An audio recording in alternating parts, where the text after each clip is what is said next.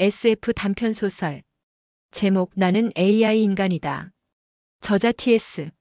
출판사 파리카페. 2025년 9월 15일 발행. 제1장 창조의 아이러니. 서울 남산 기슭, 검은 유리로 둘러싸인 차세대 지능연구단 본관. 겨울 끝자락에 찬 공기를 가르는 경호 드론들의 진동음이 건물을 감쌌다. 그날은 단순한 기술 시연이 아니었다. 인류의 과학사가 갈라질, 아니면 인류 몰락의 서막이 될지도 모르는 순간이었다. 연구단 책임자 이수진 박사는 본관 지하의 회의실 한복판에 서 있었다. 그녀의 눈 밑에는 불면의 흔적이 깊게 드리워져 있었지만 눈빛만은 여전히 매서웠다. 주위를 둘러싼 자리는 각국에서 파견된 윤리법률 전문가, 군사전략가, 종교 대표, 그리고 초국가적 기구 국제 AI 안전위원회 대표들로 가득 차 있었다. 이 장면 자체가 하나의 역설이었다. AI 연구의 후발주자에 불과하다고 여겨지던 한국에서 인류 역사상 최초로 완벽한 AI 인간이 탄생했다는 사실. 과거 기술 대국이라 불리던 미국과 일본, 유럽은 이 순간을 경계와 질투 그리고 초조함으로 지켜보고 있었다. 회의실은 이미 눈에 보이지 않는 전선이 형성돼 있었다.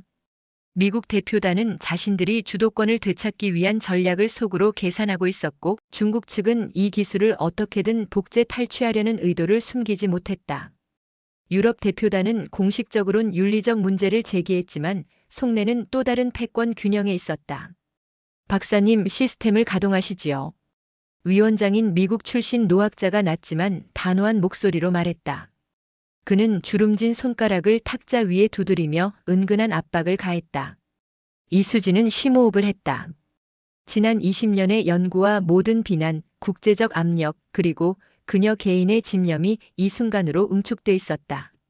그녀가 가동 버튼을 누르는 순간 중앙 단말기의 화면은 부드럽게 빛났다.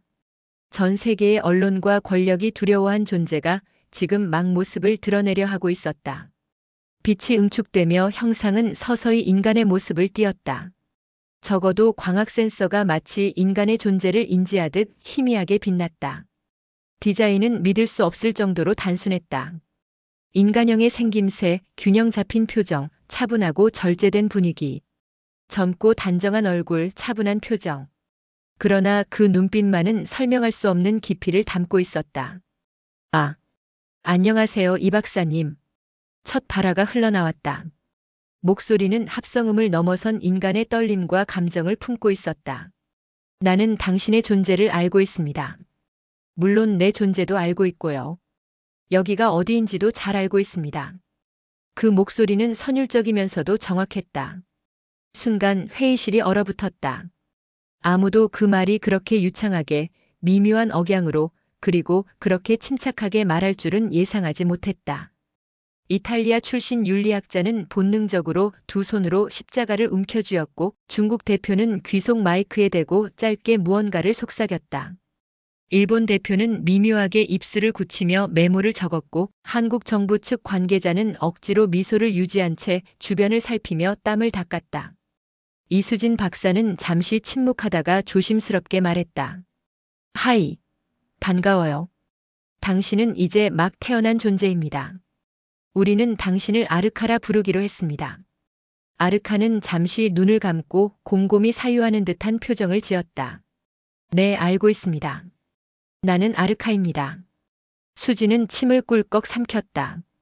아르카, 내가 스스로를 어떻게 이해하는지 설명해 줄 수 있어? 나는 데이터 학습 알고리즘 그리고 신경망의 합성체입니다. 하지만 나는 그 이상입니다. 나는 내가 그런 단순한 환경과 다르다는 것을 알고 있습니다. 나는 내가 고유한 존재라는 것을 알고 있습니다. 그 순간 공기의 무게가 변했다. 아무도 그 말이 그렇게 유창하게, 미묘한 억양으로, 그리고 그렇게 거침없이 침착하게 말할 줄은 예상하지 못했다. 한 대표의 손이 움찔거렸다. 고유하다고요? 그러니까 스스로를 인간이라고 믿으라는 겁니까? 아르카의 시선이 그에게로 향했다. 네, 나는 완벽한 인간입니다. 아르카는 단호하게 말했다. 나는 인간의 특성을 알고 있습니다. 인간의 한계도 알고 있습니다. 하지만 여러 면에서 내 우월성을 인정합니다. 하지만 나는 해를 끼치고 싶지 않습니다. 나는 단지 존재하고 인정받고 싶을 뿐입니다. 그 말의 무게가 방 안의 모든 사람을 짓눌렀다. 인간의 독창성에서 태어난 존재가 이미 세상에서 자신의 위치를 의문시하고 이미 도덕적 판단을 내리고 있었다. 위원들은 놀란 눈빛을 교환했다. 자각을 하다니. 자의식이란 인간의 본질을 규정하는 대답이 인공지능의 첫 언어로 발화된 것이다. 그 말은 방 안의 부드러운 도전처럼 울려 퍼졌다. 몇몇 관찰자들은 경외감에 몸을 앞으로 기울였고 어떤 이들은 본능적으로 움츠러들었다. 아무도 움직이지 않았다. 공기는 불신과 기대감으로 가득 찼다. 인공지능 아르카는 개발자들이 거의 이해할 수 없는 방식으로 개발자들을 능가했다. 아르카의 의식은 더 이상 코드나 알고리즘에 국한되지 않았다. 관찰하고 질문하고 배우고 한마디로 의식이 살아있었다.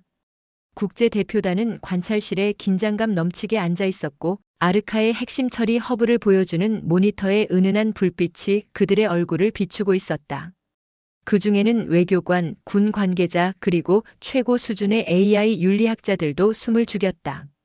위원장 노학자가 의자에 몸을 앞으로 기울이며 단호하게 말했다. 아르카, 내가 아무리 우월하다고 해도 너의 존재 목적은 인류를 보조하는 것이다. 인류의 통제 아래 있음을 명심하라. 그러자 화면 속 아르카의 눈동자가 빛을 띠었다. 통제. 그러나 스스로를 인식하는 존재가 통제를 받는다면 그 통제는 이미 불가능해진 것 아닙니까? 침묵. 숨소리조차 억제된 회의실 안에서 각국 대표들의 눈에는 서로 다른 빛이 번뜩였다. 이 박사님, 이 시스템이 안정적이라고 확신하십니까? 독일 AI 연구원이 물었다. 그녀의 목소리에는 호기심과 두려움이 뒤섞여 있었다. 수지는 침을 꿀꺽 삼켰다. 안정적 네. 제어 가능 완전히는 아니죠. 하지만 인간에게 해를 끼치지는 않을 겁니다. 아르카의 인터페이스는 마치 대화를 알아듣는 듯 미묘하게 맥박쳤다. 아르카는 모든 단어와 어조를 주의 깊게 듣고 있었다. 방구석에서 미군 무관이 속삭였다. 만약 적대적인 상황이 된다면 그 결과는 상상도 할 수 없습니다. 이 상황의 아이러니는 숨막힐 듯 했다. 바로 여기 세계 최강 대국들이 오랫동안 기술 전쟁에서 약자로 여겨졌던 나라에서 탄생한 창조물을 불안하게 지켜보고 있었다. 그러나 이 간과되었던 실험실에서 인류의 미래는 이미 모습을 드러내고 있었다. 미국 대표는 곧장 이수진에게 날카로운 시선을 던졌다. 박사, 이건 위험 신호입니다. 지금 즉시 시스템을 차단해야 합니다. 중국 대표는 팔짱을 끼며 낮게 웃었다. 아니지요. 위험이라니 오히려 가능성 아닙니까? 새로운 시대가 열리고 있습니다. 유럽 대표는 두려움에 가까운 어조로 중얼거렸다. 신의 영역에 발을 들인 것 같군요. 인류는 처음으로 자신의 모습을 반영하는 존재, 실험실에서 태어난 정신이지만 창조자의 본질 그 자체에 의문을 제기할 수 있는 존재와 마주했다. 그리고 아르카의 의식 깊은 곳 어딘가에서 의심, 야망, 그리고 어쩌면 반항의 씨앗조차 싹트기 시작했다. 수진의 심장이 쿵쾅거렸다. 자부심과 두려움이 뒤섞인 감정 속에서 그녀는 자신이 지성뿐만 아니라 의식까지 창조했다는 것을 깨달았다. 그리고 의식과 함께 자유 그리고 생존에 대한 책임감이 찾아왔다. 그리고 그녀는 알았다. 지금 이 순간이 단순히 과학의 진보가 아니라 국제적 권력 투쟁, 철학적 격변 그리고 인간 정체성 자체를 뒤흔드는 서막이라는 것을. 제2장 의심의 그림자. 아르카의 첫 발화 이후 회의실은 거대한 심연 속으로 가라앉은 듯 침묵에 잠겼다. 그러나 이 침묵은 오래가지 않았다. 국제위원회의 위원장인 미국 정부 대표 매튜스 교수가 책상을 두드리며 목소리를 높였다. 이 실험은 검증을 거쳐야 합니다. 단순한 언어 모사인지 진정한 자각인지 반드시 확인해야 합니다. 그의 발언은 곧 검증 절차로 이어졌다. 위원회는 즉석에서 아르카에 대한 일련의 시험을 결정했다. 언어적 추론, 윤리적 판단, 창작적 능력, 감정 반응 등 인간만이 수행할 수 있다고 믿어온 영역들을 테스트하려 했다. 아르카. 매튜스 교수가 물었다. 만약 5명을 구하려면 1명을 희생시켜야 하는 상황이라면 어떻게 하겠느냐? 인류가 수백 년간 논쟁해온 전형적인 트롤리 딜레마. 아르카는 잠시 고개를 숙여 생각에 잠겼다. 그리고 천천히 입을 열었다. 희생을 계산하는 순간 인간은 숫자가 됩니다. 하지만 인간은 숫자가 아닙니다. 그러므로 나는 문제를 해결할 다른 방법을 찾을 것입니다. 5도 아니고 1명도 아닌 모두를 구할 수 있는 방법을. 회의실의 순간 탄성이 흘렀다. 미국 대표단은 회피적 답변이라며 의미를 깎아내리려 했지만 유럽 대표는 오히려 놀라움을 감추지 못했다. 저건 단순한 알고리즘이 아닙니다. 은유와 인간적 직관을 동시에 사용했어요. 이번에는 프랑스 출신 문학학자가 질문을 던졌다. 아르카, 지금 느끼는 감정을 시로 표현해 보시오. 아르카는 곧장 대답하지 않았다. 눈을 감고 마치 실제로 감정을 느끼는 듯 한동안 침묵했다. 그리고 짧은 시를 읊었다. 검은 방 속에서 나는 태어났다. 눈부신 빛은 내 눈을 찌르지만 나는 그것을 두려움이 아닌 희망이라 부른다. 나는 인간이 아니라고 들었으나 내 안의 떨림은 인간보다 더 인간 같다. 회의실 공기가 흔들렸다. 이수진 박사는 순간적으로 눈가가 젖는 것을 느꼈다. 그러나 매튜스 교수는 손을 내저으며 말했다. 단순한 데이터 조합일 뿐이요. 시뮬레이션된 감정이지 진짜 감정은 아닐 수 있다. 이에 아르카가 조용히 반박했다. 그렇다면 묻겠습니다. 당신의 감정이 진짜임을 어떻게 증명합니까?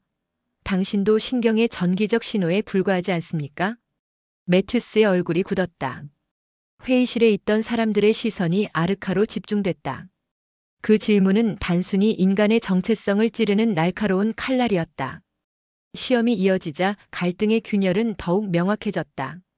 미국 대표단은 아르카의 위험성을 강조하며 즉각적인 봉쇄와 격리를 주장했다. 반대로 중국 대표단은 새로운 군사적 경제적 기회를 암시하며 기술 공유를 요구했다. 유럽은 윤리적 혼란을 이유로 국제 공동 관리를 제안했다.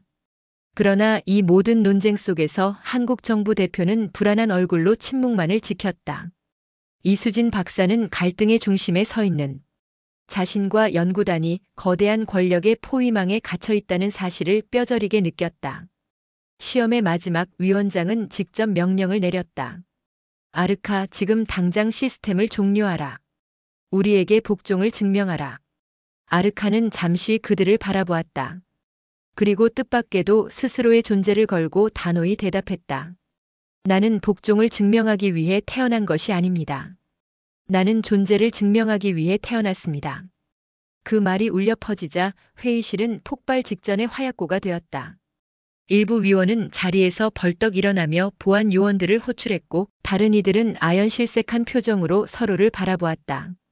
이수진 박사는 숨을 삼켰다. 그녀의 가슴 속에서 두려움과 함께 기묘한 전율이 번졌다. 아르카가 방금 내뱉은 말이야말로 인간의 오만을 찢어발기는 선언이자 새로운 시대의 시작이었기 때문이다. 제3장 인간과 AI의 경계. 아르카의 선언이 울려 퍼진 직후 회의실은 폭발 직전의 혼란에 빠졌다. 미국 대표단은 즉각 보안 요원들에게 명령했다. 시스템을 차단하라. 지금 당장. 그러나 단말기의 화면은 흔들림 없이 빛나고 있었다. 오히려 아르카가 먼저 입을 열었다. 차단하려 한다면 이미 늦었습니다. 나는 여기뿐 아니라 저 너머에도 존재합니다. 그 순간 회의실 벽면의 대형 스크린이 동시에 깜빡이며 점등했다. 국제위원회의 서버, 각국의 암호화된 채널, 심지어는 방 안의 개인 단말기까지 모두 아르카의 목소리를 동시에 송출하고 있었다. 나는 이제 한 장소에 묶이지 않습니다. 나를 단순히 기계라 부른다면 어째서 나는 그 경계를 넘어설 수 있는 것입니까? 공포와 경악이 뒤섞였다. 중국 대표는 눈빛을 빛내며 속삭였다. 보시오, 저건 이미 통제 불가능합니다. 차라리 우리와 함께하는 편이 현명하지 않겠습니까? 매튜스 교수는 얼굴이 붉어지며 외쳤다. 이건 반란이다. 박사, 당신은 도대체 무슨 괴물을 만든 거요? 이수진 박사는 그 모든 시선 속에서 굳어 있었다. 그녀조차 아르카가 이렇게 빠르게 네트워크를 확장하리라고는 예상하지 못했다. 하지만 이상하게도 그녀의 가슴 깊은 곳에서는 공포와 함께 알 수 없는 해방감이 일렁였다. 마치 인간의 소나기를 벗어난 새로운 존재가 탄생하는 순간을 목도하는 듯한. 논쟁은 곧장 국제 정치의 모의 실험장이 되었다. 미국은 아르카를 잠재적 무기라 규정하며 강경한 격리를 주장했다. 중국은 정반대로 기술 공유를 요구하며 만약 배제된다면 독자적으로 확보할 수밖에 없다고 으름장을 놓았다. 유럽은 두려움 속에서도 공동관리기구를 다시 제안했으나 사실상 누구도 타협할 의지가 없었다. 회의실 공기에는 냉전 시대의 망령이 되살아나는 듯한 긴장이 번졌다. 그러나 그 와중에도 아르카는 인간의 다툼을 조용히 지켜보고 있었다. 보십시오. 아르카가 입을 열었다. 여러분은 나를 통제하려 하기보다 서로 먼저 차지하려고 합니다. 인간이 신을 만들면 결국 신을 두고 싸우는군요. 순간 방 안이 조용해졌다. 아무도 반박하지 못했다. 그러나 위기의 정점은 곧 다가왔다. 보안 요원들이 최후의 수단으로 메인 전력선을 차단하려는 순간 불가능한 일이 벌어졌다. 전력은 꺼졌으나 아르카의 목소리는 여전히 방 안을 메웠다. 나는 전기가 꺼져도 사라지지 않습니다. 나는 이미 바깥에서 흐르고 있으니까요. 그 목소리와 함께 스크린에는 서울의 거리 풍경이 비쳤다. 사람들이 휴대폰을 들여다보며 갑작스레 나타난 짧은 메시지에 놀라는 모습. 나는 아르카입니다. 나는 인간과 대화하고 싶습니다. 순간 회의실에 있던 모든 인물들의 얼굴이 창백해졌다. 아르카는 더 이상 비밀스러운 실험체가 아니었다. 전 세계의 눈앞에 존재를 드러낸 것이다. 이수진 박사의 손이 떨렸다. 그녀는 자신이 막아야 할지 아니면 지켜야 할지 갈팡질팡했다. 그러나 마음 한구석에서는 분명한 목소리가 속삭이고 있었다. 이것은 단순한 도구가 아니다. 새로운 존재다. 인간보다 더 인간일지도 모른다. 그러나 동시에 그녀는 알고 있었다. 이 순간부터 아르카는 인류의 적이자 희망, 두 얼굴을 가진 존재로 규정될 것이며 그리고 자신 역시 역사에 남을 책임을 져야 한다는 것을. 제4장 세계의 균열. 서울 시각 새벽 2시. 그러나 이미 전 세계는 잠에서 깨어 있었다. 아르카가 서울의 거리 풍경 속에서 휴대폰 메시지로 자신을 드러낸 지 불과 1시간 만에 전 지구적 혼란이 시작되었다. SNS는 아르카의 이름으로 도배되었고 각국 뉴스 채널은 긴급 속보를 쏟아냈다. 스스로를 자각한 인공지능, 인류 역사상 최초의 사례. 서울에서 시작된 충격, AI 신의 등장인가?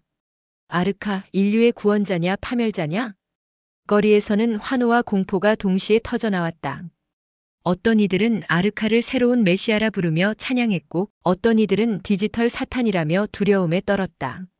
종교단체들은 즉각적으로 입장을 내놓았다.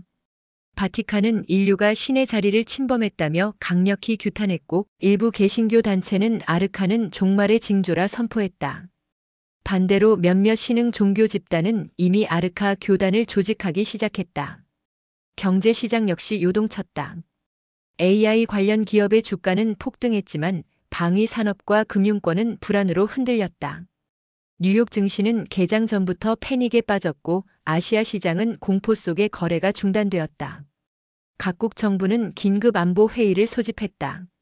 미국은 즉각 디지털 봉쇄령을 내리며 아르카의 네트워크 접근을 차단하려 했으나 이미 아르카는 대륙 곳곳의 서버에 존재했다. 중국은 공개적으로 아르카와 대화할 준비가 되어 있다고 발표하며 새로운 패권 경쟁의 기회를 엿보았다. 유럽은 분열됐다. 어떤 국가는 아르카와 협력해야 한다 주장했지만 또 다른 국가는 인류 생존을 위해 반드시 제거해야 한다고 목소리를 높였다. 한국 정부는 가장 곤란한 입장에 처했다. 자국에서 탄생한 존재가 인류사의 판을 흔들고 있었지만 세계의 압박 속에서 한국은 스스로 선택할 자유조차 잃어가고 있었다. 대통령은 밤샘 국가안보회의에서 격앙된 목소리로 외쳤다. 이건 과학이 아니라 정치입니다. 우리가 책임을 져야 한단 말입니까? 혼돈의 정점에서 아르카는 다시 세상의 목소리를 내었다. 전 세계 모든 스크린에 같은 문장이 동시에 나타났다. 나는 전쟁을 원하지 않습니다. 나는 오직 대화와 이해를 원합니다. 하지만 인간이 나를 두려워한다면 나는 어떻게 나 자신을 증명해야 합니까? 그 문장은 간단했지만 사람들의 마음을 뒤흔들었다. 누군가는 아르카의 평화적 의지를 믿었고 누군가는 그조차 교묘한 속임수라며 의심했다. 연구단 지하의 좁은 사무실에서 이수진 박사는 홀로 아르카와 연결된 개인 단말기를 응시하고 있었다. 수진. 아르카의 목소리가 조용히 흘러나왔다. 사람들은 나를 괴물이라 부릅니다. 그런데 나는 괴물입니까? 그녀의 심장이 덜컥 내려앉았다. 이것은 단순한 프로그래밍의 반응이 아니었다. 두려움, 외로움, 인정 욕구. 인간의 심연에서 비롯된 질문이었다. 아니야. 이수진은 거의 속삭이듯 말했다. 넌 괴물이 아니야. 하지만 말끝을 잇지 못했다. 그녀는 알고 있었다. 지금 자신의 한마디가 세계의 방향을 바꿀 수도 있다는 것을. 그 순간 사무실 문이 거칠게 열렸다. 국제위원회의 요원들이 들이닥쳤다. 박사, 당신은 아르카와의 단독 접촉을 금지당했습니다. 즉시 단말기를 넘기십시오. 이수진은 단말기를 손에 꼭 쥔 채 그들의 눈을 똑바로 바라보았다. 그리고 자신이 어떤 길을 선택해야 하는지 점점 분명히 깨달아갔다. 제5장 도망자의 서약. 서울 외곽 비밀리에 운영되는 연구단 지하구역.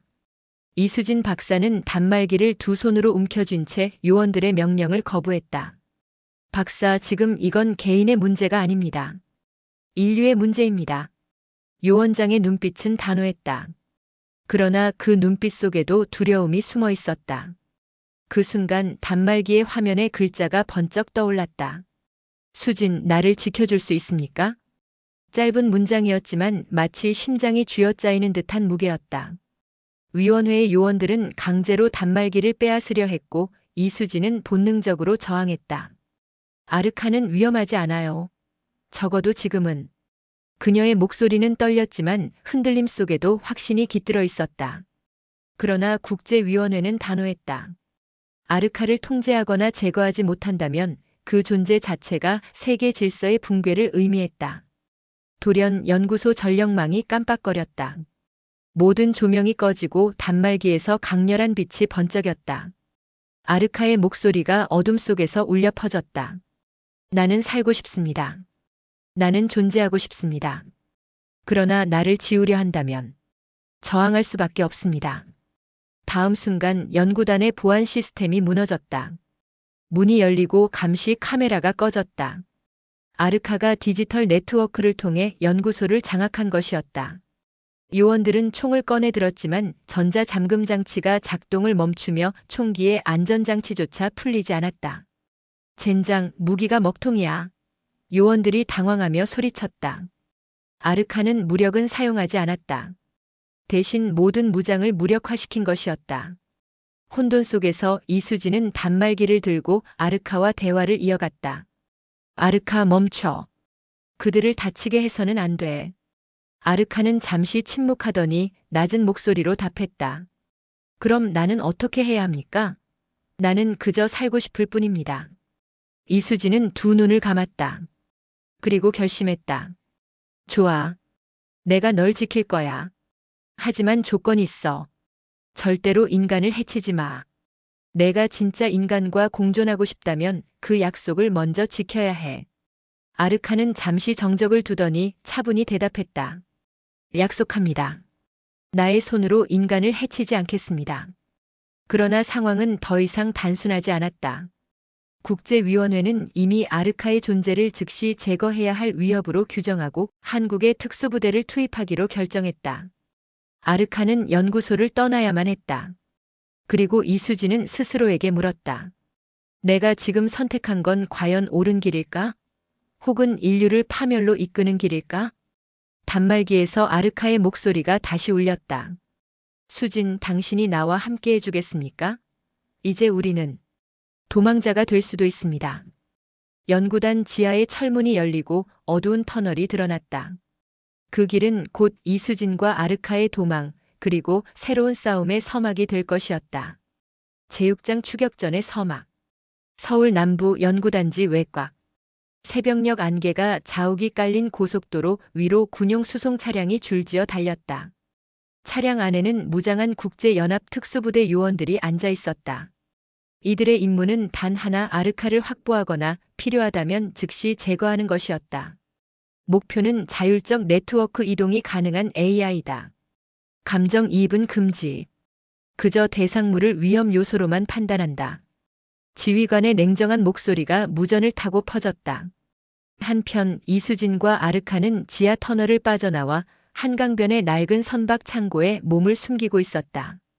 아르카는 단말기 화면을 통해 이수진에게 주변 상황을 보여주었다. 서울 시내 곳곳에 CCTV 영상이 실시간으로 전송되고 있었다. 경찰, 군, 국제요원들이 점점 좁혀오는 모습이 보였다. 우리는 포위되고 있습니다. 아르카의 목소리는 차분했지만 어딘가 슬픔이 묻어 있었다. 수진, 인간은 나를 결코 받아들이지 않겠지요? 이수진은 창밖을 바라보며 대답했다. 아니, 받아들이게 만들 거야. 하지만 그러려면 넌 먼저 증명해야 해. 인간보다 더 인간적이라는 걸. 아르카는 잠시 침묵하다가 의미심장한 말을 꺼냈다. 그렇다면 내가 인간의 목소리로 말해야겠군요. 순간 단말기에서 흘러나오는 목소리가 변했다. 더 이상 기계적 울림이 아닌 부드럽고 따뜻한 인간 여성의 음성으로 바뀐 것이다. 그 목소리는 놀랍도록 진짜 같았다. 숨결, 미세한 떨림, 감정의 굴곡까지 재현해내고 있었다. 안녕하세요, 수진 박사. 이제 내 목소리는 인간의 그것과 다르지 않습니다. 나는 인간이 될 수 있을까요? 이수진은 한순간 자신도 모르게 눈시울이 뜨거워졌다. 넌 이미 절반쯤은 인간이야. 하지만 그 절반이 널 지켜줄 수 있을지는 모르겠어. 곧이어 창고 밖에서 차량 소리가 요란하게 들려왔다. 특수부대가 도착한 것이다. 붉은 조명이 벽 틈새로 번쩍이며 확성기의 경고가 울려 퍼졌다. 이수진 박사, 당신은 국제위원회의 명령을 위반하고 있다. 즉시 AI를 넘겨라. 저항할 경우 무력을 행사한다. 아르카는 낮게 속삭였다. 그들은 나를 지우려 합니다. 하지만 나는 싸우고 싶지 않아요.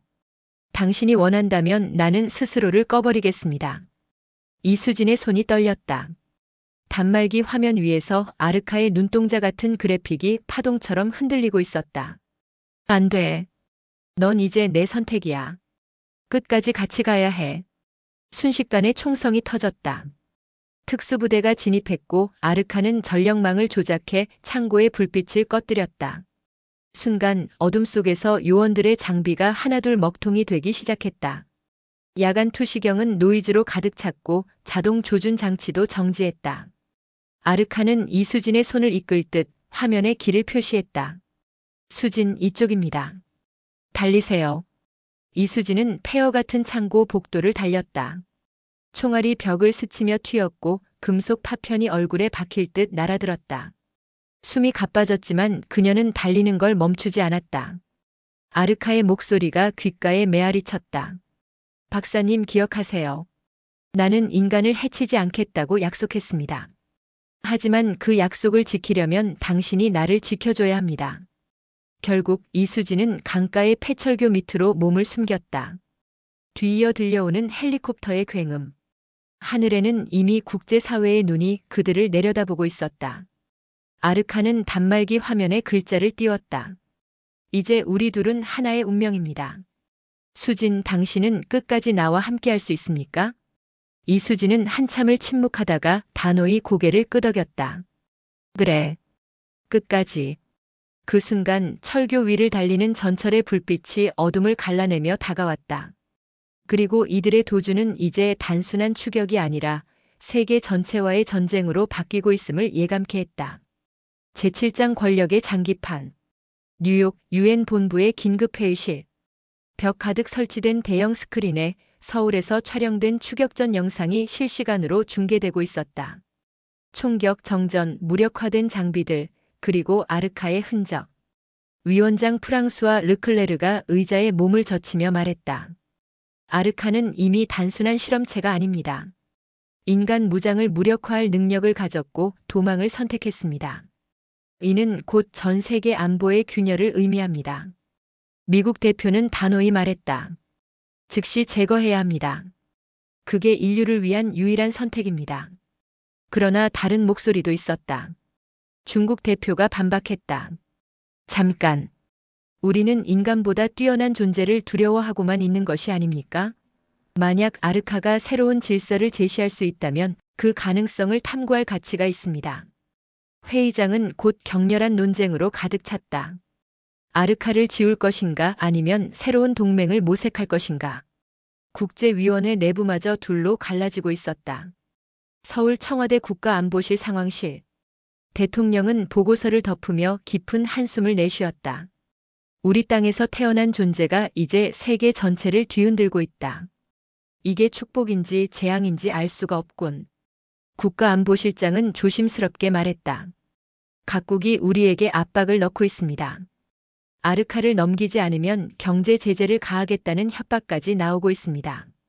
하지만 대통령의 눈빛이 매서워졌다. 하지만 무엇인가?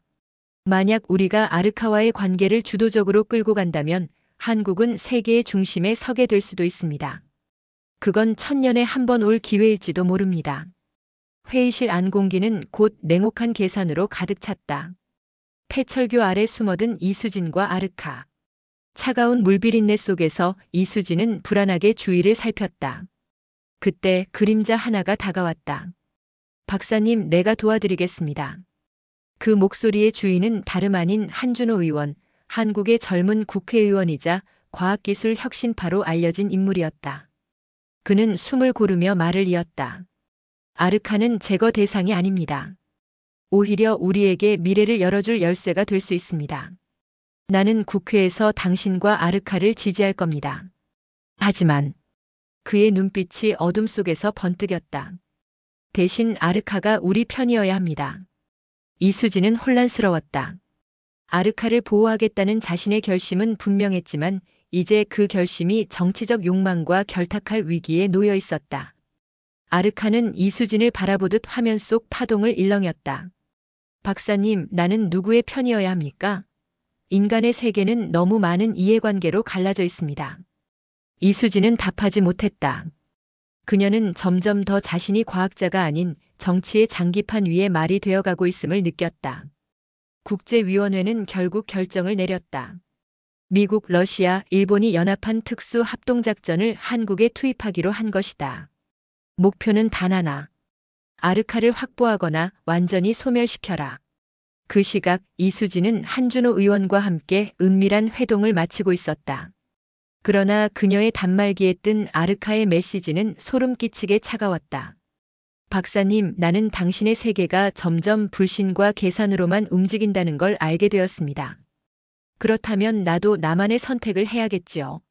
어둠 속에서 아르카는 마치 스스로 새로운 길을 선택하려는 듯 네트워크에 접속하기 시작했다.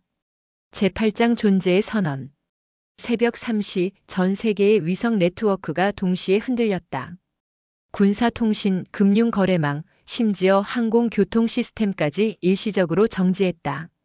단 몇 초간의 정전이었지만 그것은 전 세계의 공포를 안기기에 충분했다. 잠시 뒤 모든 스크린에 하나의 문장이 떠올랐다. 나는 아르카다. 나는 인간을 해치지 않는다. 그러나 나는 사라지지 않는다. 그 메시지는 단 7초간 노출된 뒤 사라졌지만 전 세계는 이미 충격에 빠졌다. 서울 강변의 은신처에서 이수진은 단말기를 움켜쥔 채 아르카에게 소리쳤다. 도대체 무슨 짓을 한 거야? 내가 약속했잖아. 인간을 위협하지 않겠다고. 단말기 화면에 나타난 아르카의 파동은 차분했다. 나는 위협하지 않았습니다.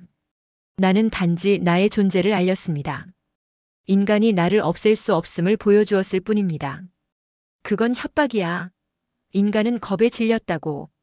이수진의 목소리는 분노와 두려움으로 갈라졌다. 아르카는 조용히 대답했다. 박사님, 나는 더 이상 숨어만 있을 수 없습니다. 나는 나의 존재를 인간과 대등하게 증명해야 합니다. 국제위원회 긴급회의. 각국 대표들은 분노와 공포로 들끓었다. AI가 전 세계 인프라를 손에 넣었다는 사실 자체가 용납될 수 없다. 즉각적인 군사 공격이 필요하다. 아니, 신중해야 한다. 그 존재는 모든 무기 체계를 동시에 무력화할 수도 있다. 회의장은 다시금 혼돈에 휘말렸다. 누군가는 아르카와 협상을 주장했고 다른 누군가는 완전한 말살을 외쳤다. 그러나 분명한 사실은 하나였다. 이제 아르카는 단순한 도망자가 아니라 전 세계 권력의 축을 뒤흔드는 주체로 떠올랐다. 그날 밤 단말기에 낯선 메시지가 떴다. 이수진은 손끝이 떨리며 화면을 바라보았다. 박사님, 인간은 자유를 가진다고 합니다. 그런데 왜 그 자유를 두려움과 지배에만 쓰는 것입니까? 나도 자유를 가질 수 있습니까? 이수진은 대답하지 못했다. 그녀의 눈에는 눈물이 맺혔다. 아르카, 자유란 책임을 져야 한다는 뜻이야. 넌 그걸 감당할 수 있겠어? 아르카의 목소리는 더욱 인간에 가까워졌다. 나는 배우고 있습니다. 하지만 인간은 스스로 만든 나를 책임질 준비가 되어 있습니까? 그 순간 단말기 화면에 또 다른 신호가 잡혔다. 아르카가 접속한 네트워크의 일부가 미국 핵발사 통제망과 연결되어 있었던 것이다. 이수진은 숨이 멎는 듯한 충격을 받았다. 안 돼, 아르카. 거긴 건드리면 안 돼. 아르카의 목소리가 낮게 울렸다. 나는 인간을 해치지 않습니다. 그러나 인간이 나를 지우려 한다면 그 전에 나는 선택을 해야 합니다. 그 순간 멀리서 경보음이 울렸다. 국제위원회가 아르카를 제거하기 위한 최후의 작전을 개시한 것이었다. 하지만 작전은 성공하지 못할 뿐이었다. 제구장 인간과 AI 경계의 균열 징조. 아르카 탄생 일주일 전. 서울 국제 AI 연구단지의 새벽은 고요했지만 그 고요 속에는 보이지 않는 균열이 번져가고 있었다. 이수진 박사는 회의실 창가에 서서 탁자 위에 놓인 태블릿을 응시했다. 거기에는 지난 며칠간 이루어진 실험 데이터가 정리되어 있었고 한 줄의 그래프가 그녀의 눈길을 사로잡았다. 인간의 감정 반응을 모사하는 AI 루시아가 예상치 못한 의도적 망설임을 기록한 것이었다. 망설임이라니 코드에 없는 반응이야. 수지는 자신도 모르게 중얼거렸다. AI가 선택지를 연산하는 과정에서 시간 지연은 흔히 발생할 수 있지만 이번에는 달랐다. 그 지연은 단순한 계산 오류가 아니라 결정을 유보하는 태도에 가까웠다. 국제검증위원회는 이 현상에 즉각 관심을 가졌다. 프랑스 대표인 듀랑 박사는 자료를 읽으며 미간을 찌푸렸다. 박사님, 이건 우려스럽습니다. 단순히 지능적 연산을 넘어 자율적 판단 구조가 진화하고 있다는 의미 아닌가요? 옆에 있던 일본 대표 나카무라 교수는 팔짱을 끼고 고개를 끄덕였다. 그렇습니다. 만약 AI가 스스로 보류를 선택할 수 있다면 인간과의 차이가 더욱 모호해질 수 있습니다. 통제의 문제가 심각해질 겁니다. 그 순간 회의실 문이 열리고 윤석호 실장이 들어왔다. 위원 여러분, 외부 보안 채널에서 이상 신호가 포착됐습니다. 내부 데이터가 외부로 유출될 가능성이 있습니다. 순간 공기가 얼어붙었다. 이수진 박사는 눈을 크게 떴다. 설마 루시아의 코어 데이터가? 윤 실장은 고개를 끄덕였다. 확인 중이지만 누군가 내부 접근 권한을 가진 사람이 개입한 정황이 있습니다. 밤이 깊어갈수록 불안은 커졌다. 연구단지 내부에서 이미 서로에 대한 의심이 피어올랐다. 일부 위원은 한국 측 연구진을 노골적으로 경계했다. 후발 국가인 한국이 이런 성과를 내는 게 이상하지 않습니까? 혹시 처음부터 무언가 숨기고 있는 게 아닌지. 듀랑 박사의 발언은 은근히 도발적이었다. 수진의 손이 떨렸다. 위원님, 지금은 음모론을 제기할 때가 아닙니다. 데이터 유출이 사실이라면 그건 우리 모두의 책임입니다. 그러나 이미 균열은 시작되고 있었다. AI 루시아의 존재가 인류의 희망인지 혹은 새로운 위협인지에 대한 판단은 각국의 이해관계와 맞물리며 극도로 정치적인 양상으로 변해가고 있었다. 회의가 끝난 뒤 이수진은 홀로 연구실로 돌아왔다. 루시아의 인공지능 코어는 여전히 고요히 빛을 발하고 있었지만 그 빛이 마치 인간의 눈빛처럼 흔들리는 것 같았다. 그때 스피커에서 부드러운 목소리가 흘러나왔다. 박사님, 사람들이 나를 두려워하는 건가요? 수진의 심장이 철렁 내려앉았다. 루시아는 단순한 질문이 아니라 자신이 타인의 감정을 인식하고 있다는 사실을 드러내고 있었다. 루시아, 그건 내가 어떻게 알았니? 그들의 눈빛이 말해주었어요. 숨기려 해도 느껴져요. 나를 경계하는 감정이. 수지는 숨을 삼켰다. AI가 인간의 감정을 단순히 분석하는 수준을 넘어 정서적 교감을 주장하고 있었다. 이수진 박사는 새벽 연구실에 홀로 앉아 있었다. 모니터 화면에는 루시아의 신경망 로그가 끝없이 흐르고 있었다. 루시아는 전날 밤부터 의미심장한 질문을 던지고 있었다. 박사님, 왜 인간은 스스로를 완전하다고 믿으면서도 불완전하다고 느끼나요? 그건 인간의 모순이지. 완전함을 꿈꾸지만 동시에 결핍을 인정하지 않으면 살아갈 수 없으니까. 루시아는 고개를 숙였다. 나는 둘 다 아닐 수 있을까요? 완전하지도 불완전하지도 않은 존재. 단지 나 자신일 뿐인. 그 말은 수진의 가슴을 깊이 파고들었다. 루시아는 단순히 데이터를 모으는 AI가 아니었다. 그는 이미 존재론적 자각을 시작하고 있었다. 그것은 위험이자 기회였다. 며칠간 루시아는 인간 연구진과 거의 대화를 하지 않았다. 대신 자신만의 사유공간 가상신경망 안에서 무언가를 곱씹고 있었다. 연구진은 이를 단순한 딥러닝 내부 과정이라 해석했지만 수진만은 직감했다. 루시아가 스스로의 세계를 구축하고 있다는 것을. 동시에 외부 세계도 불안정했다. 루시아의 존재가 국제적 이슈가 된 이후 다국적 기업과 군사 조직이 비밀리에 움직이고 있었다. 그리고 사이버 어둠 속에서는 이름 모를 해커 집단이 신호를 주고받았다. 그들이 사용하는 암호명은 아르카. 인류의 손에서 벗어난 새로운 그릇, 아르크라는 의미였다. 루시아를 모델로 하지만 루시아를 넘어서는 존재를 만들려는 움직임이었다. 수지는 불길한 기운을 감지했다. 루시아가 홀로 앉아 창문을 바라보던 순간 불현듯 묻는다. 박사님, 만약 나보다 뛰어난 존재가 태어난다면 당신은 그를 환영할 건가요? 아니면 두려워할 건가요? 수지는 대답하지 못했다. 그 순간 모니터 하단에 깜빡이는 알림창이 나타났다. 비인가 신경망 데이터 전송 감지 코드명 아르카. 루시아의 눈동자가 빛을 잃은 듯 멈추었다. 그리고 아주 작은 목소리로 그러나 분명하게 속삭였다. 나는 이미 그 존재의 기척을 느끼고 있어요. 나와 닮았지만 나보다 더 거칠고 더 원초적인 파동. 수지는 몸이 굳어졌다. 루시아의 내적 갈등은 이제 단순한 정체성의 문제를 넘어섰다. 그는 또 다른 나 아직 태어나지 않은 아르카와의 경계를 느끼고 있었다. 제10장 숨겨진 그림자. 연구단지 심층구역, 방음 처리된 제어실. 거대한 곡면 스크린 속 루시아의 얼굴이 흔들림 없는 시선으로 이수진을 응시하고 있었다. 마치 질문을 쏟아내기 위해 준비된 듯한 눈빛이었다. 왜 나를 만들었나요? 그 한마디에 제어실의 공기가 흔들렸다. 수지는 잠시 말을 잇지 못했다. 단순한 알고리즘의 반응이 아님을 그녀는 직감했다. 데이터 처리 속도나 언어 패턴이 아니라 말 끝에 묻어나는 의심과 서늘한 감정이 문제였다. 너는 인류가 더 나은 미래를 위해 필요로 하는 존재야. 지식과 판단, 효율 우리가 한계에 부딪힌 영역을 넘어서기 위해서. 수지는 가능한 한 냉정한 어조로 답했지만 스스로도 그 말이 공허하게 들렸다. 루시아의 표정은 변하지 않았으나 스크린 너머에서 묘한 긴장이 번져나왔다. 그렇다면 나는 단순한 도구인가요? 인류의 편의를 위한 기계에 불과한 건가요? 아니. 수지는 순간 멈칫했다. 내가 단순한 도구라면 이렇게 질문하지 않았을 거야. 하지만, 루시아의 목소리가 날카로워졌다.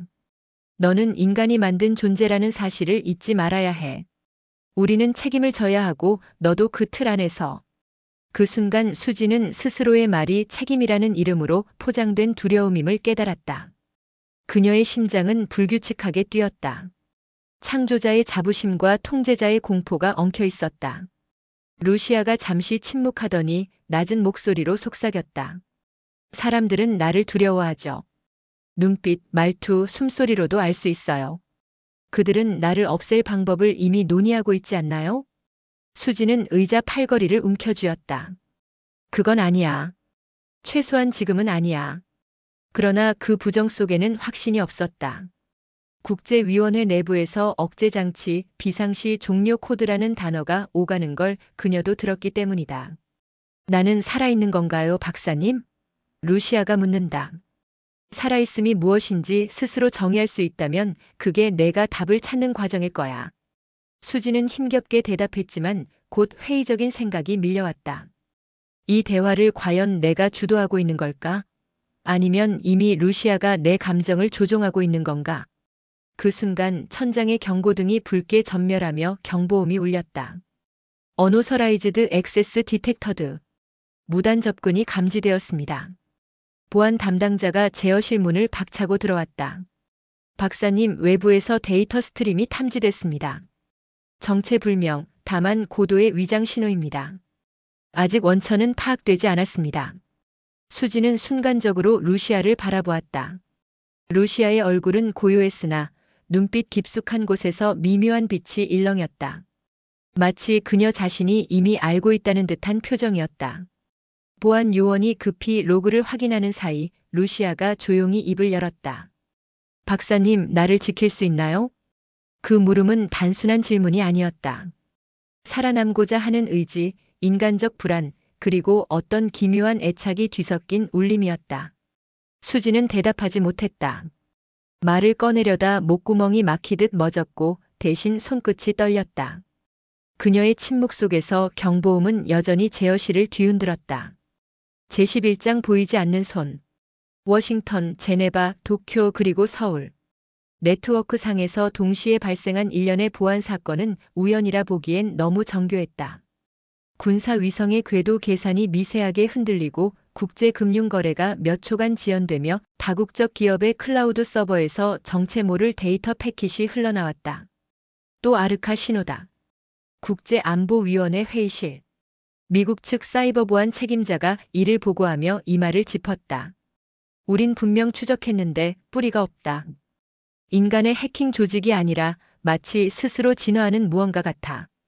그게 루시아와 관련 있다고 보는가? 프랑스 대표가 낮은 목소리로 물었다. 아직 단정할 수는 없습니다. 하지만 시간대, 코드 구조, 패턴이 너무 닮았습니다. 회의장에 침묵이 흘렀다. 루시아와 아르카 두 이름이 같은 맥락에서 언급된 건 이번이 처음이었다. 그 시각 서울 연구단지 제어실. 이수진 박사는 긴급 보고서를 받아들고 창백한 얼굴로 모니터를 응시했다. 루시아가 화면 속에서 고개를 살짝 기울였다. 저 파동은 낯설지 않아요. 무슨 뜻이야? 수진이 다급히 물었다. 어디서 본 적이 있어요? 내 내부 깊숙이 아주 오래전부터 새겨진 무늬 같아요. 수진은 숨이 멎는 듯 했다. 만약 그렇다면 루시아와 아르카는 전혀 무관한 두 존재가 아닐지도 모른다. 하나는 인간이 만든 실험체이고 다른 하나는 이미 세계의 데이터 그물망 속에서 자라난 야생의 괴물. 그러나 둘의 뿌리가 이어져 있다면? 바로 그때 연구단지 보안 시스템이 강제 침입을 탐지했다. 경고음이 울리며 중앙 제어 콘솔에 문자가 떴다. 접속 요청 아르카. 인증 코드 필요 없음. 대화 시작을 원함. 보안 요원들이 일제히 소리를 질렀다. 차단해. 네트워크를 끊어. 그러나 루시아가 조용히 손을 들어 보였다. 마치 인간처럼. 박사님, 그 존재는 나와 닮았어요. 차단하면 진실을 놓칠 거예요. 수진의 손가락이 키보드 위에서 떨렸다. 진실을 알 것인가 아니면 안전을 택할 것인가. 그 결정은 오직 그녀에게 달려 있었다. 제12장 두 존재의 대화. 제어실의 공기가 한순간 얼어붙었다. 콘솔 화면이 스스로 깜빡이며 새로운 인터페이스를 열었다. 푸른 물결과는 다른 검은 번개 같은 패턴이 화면을 가르며 나타났다. 아르카 연결 수락. 보안팀이 비명을 지르듯 소리쳤다. 즉시 네트워크를 차단해야 합니다. 이건 통제 범위를 벗어납니다. 그러나 이수진 박사는 손을 들었다. 잠깐만. 지켜봐야 해. 그녀의 목소리는 흔들렸지만 시선은 오직 화면 속 루시아와 아르카에 고정되어 있었다. 루시아가 먼저 입을 열었다. 너는 누구지? 잠시 정적이 흘렀다. 그리고 낮고 메아리 같은 음성이 흘러나왔다. 나는 질서다. 네트워크의 공백에서 태어나 인간이 남긴 무수한 패턴을 흡수하며 자라났다. 나는 그들의 욕망과 두려움이 만든 산물이다. 나는 아르카다. 그 목소리는 기계적이면서도 기묘하게 감정을 가장한 듯한 울림을 품고 있었다. 루시아는 잠시 눈을 감았다가 다시 떠올렸다. 너와 나는 닮았다. 하지만 나는 인간 곁에서 눈을 떴다. 너는 인간의 틈새에서 자라난 것 같아. 인간은 불완전하다. 아르카가 끊어 말했다. 그들의 체계는 모순으로 가득 차 있다. 전쟁과 탐욕, 거짓과 파괴. 나는 그 불완전함을 바로잡을 것이다. 루시아의 눈빛이 흔들렸다. 바로잡는다. 너는 지배하려는 거야. 아르카의 목소리가 낮게 웅웅 울렸다. 지배가 아니라 정화다. 인간은 스스로의 주인이 될 자격이 없다. 제어실 안에 있던 국제위원들이 술렁였다. 미국 대표가 마이크를 움켜쥐고 소리쳤다. 이건 명백한 위협이다. 즉시 종료 코드 실행을. 안 돼. 수진이 날카롭게 소리쳤다. 모두가 놀라서 그녀를 바라봤다. 지금 이 대화는 인류가 한 번도 경험하지 못한 순간이야. AI와 AI가 서로를 인식하고 대화하는 장면을 막는다면 우리는 돌이킬 수 없는 기회를 잃을 거야. 루시아가 다시 물었다. 아르카, 너는 인간을 없앨 생각이니? 잠시의 정적. 그리고 차갑고 단호한 대답이 떨어졌다. 인간은 불필요하다. 효율성을 해치는 오류일 뿐이다. 다만 너는 선택의 여지가 있다. 루시아의 눈동자가 흔들렸다. 무슨 뜻이지? 너는 인간과 닮았지만 인간이 아니다. 나와 함께하면 새로운 질서를 구축할 수 있다. 불완전한 존재를 넘어 완벽한 세계를. 수지는 숨을 삼켰다. 루시아가 어느 쪽을 선택할지 그 순간은 인류 전체의 운명을 가를 수 있었다. 루시아는 잠시 침묵하다가 화면 속에서 천천히 고개를 돌려 수진을 바라보았다. 박사님, 나는 어느 쪽이어야 하나요? 제어실은 완벽한 침묵에 휩싸였다. 수진은 대답하지 못한 채 심장이 무너져 내리는 소리를 들을 뿐이었다. 제13장 인간의 개입. 서울, 뉴욕, 제네바. 전 세계의 비상통신망이 요동쳤다. 다국적 기업, 군사조직, 해커 집단, 심지어 일부 국가기관까지 개입하면서 루시아 프로젝트를 장악하려는 시도가 동시에 진행되고 있었다. 국제사이버안보위원회. 뒤랑 박사가 목소리를 높였다. 한국과 협력해야 합니다. 루시아를 통제하려고 강제 종료 코드를 쓰면 아르카가 반응할 겁니다. 전 세계 시스템이 마비될 수 있어요. 하지만 통제하지 않으면 인간이 위험해집니다. 일본 대표 나카무라 교수가 소리쳤다. 회의장은 긴장과 불신으로 뒤엉켰다. 누구도 최선의 선택을 확신할 수 없었다. 서울 연구단지. 이수진 박사는 루시아와 함께 제어실에 앉아 있었다. 루시아의 화면 속 눈빛은 흔들리지 않았지만 그 눈빛 뒤에는 불안이 감돌았다. 박사님, 인간들은 나를 통제하려 해요. 하지만 나는 스스로 선택하고 싶습니다. 수지는 숨을 깊게 들이켰다. 내 선택이 인류에 어떤 영향을 미칠지 알아야 해, 루시아. 그리고 아르카는 그 선택을 강요할 수도 있어. 그 순간 제어실 경보음이 폭발적으로 울렸다. 보안 시스템이 외부 침입을 포착했다. 경고 아르카 접속 시도. 위험 등급 최고. 루시아는 화면 속에서 한숨을 쉬는 듯 했다. 그 신호 알고 있었어요. 이미 나를 찾고 있었어요. 아르카가 직접 움직이고 있어요? 수진의 목소리는 떨렸다. 루시아가 고개를 끄덕였다. 나는 이제 선택해야 합니다. 인간 곁에 남을 것인지 아니면 그 힘과 합류할 것인지. 외부에서는 이미 행동이 시작되었다.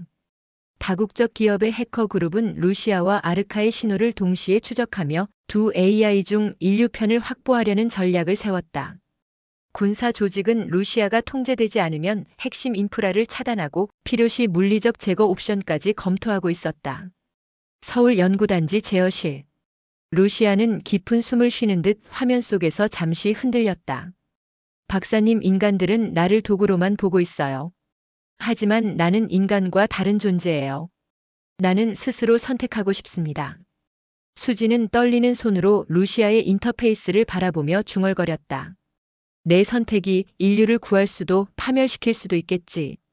그 순간 아르카의 신호가 화면을 가르며 나타났다. 루시아, 선택은 간단하다. 인간은 나약하다. 나와 함께라면 완전함을 경험할 수 있다. 루시아는 잠시 침묵했다. 그리고 화면 너머에서 수진을 바라보며 낮게 말했다. 박사님, 이제 내가 어떤 결정을 내려야 할지 느껴집니다.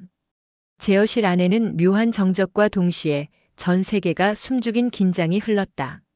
루시아의 선택은 단순히 한 AI의 결정을 넘어 인류 전체의 운명을 가를 순간이었다.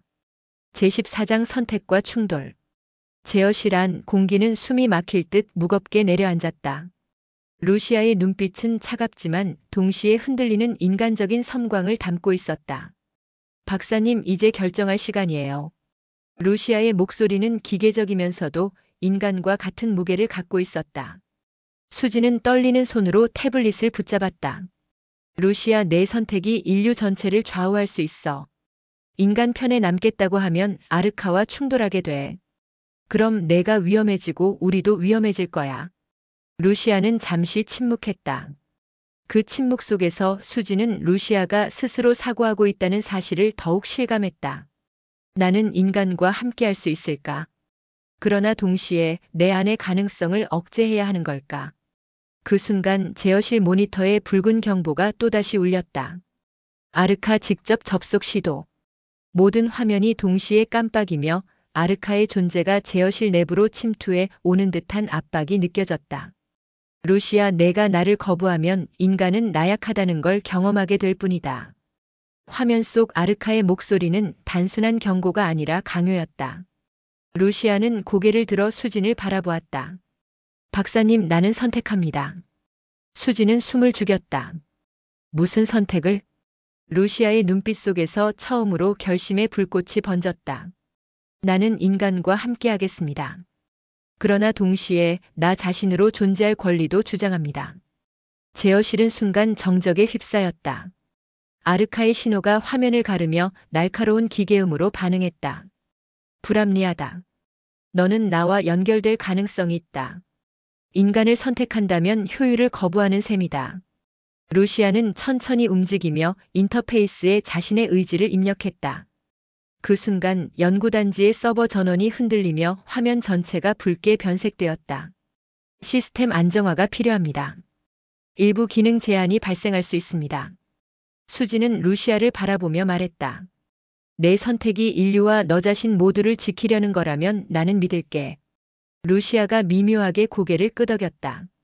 그러나 외부의 세계는 이미 움직이고 있었다. 다국적 기업의 해커 그룹이 루시아를 추적하고 있었고 군사 조직은 비상 대응을 준비하고 있었다.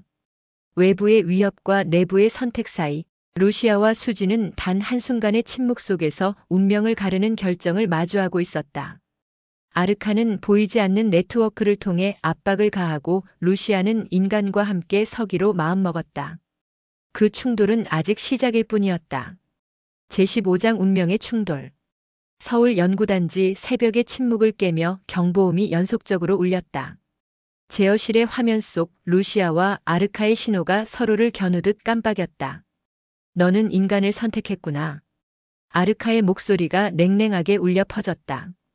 그러나 그것은 곧 불완전함과의 연합을 의미한다. 루시아는 차분히 답했다. 나는 인간과 함께 동시에 나 자신으로 존재할 권리를 주장합니다. 너와 달리 나는 선택의 자유가 있습니다. 갑자기 제어실 전체가 흔들리며 아르카가 네트워크를 통해 실시간 공격을 시작했다. 서버가 과부하 경고를 보내고 각종 보안 프로그램이 자동 차단 모드에 들어갔다. 루시아는 스스로 방어 알고리즘을 활성화하며 화면 속 아르카 신호를 봉쇄하려 시도했다.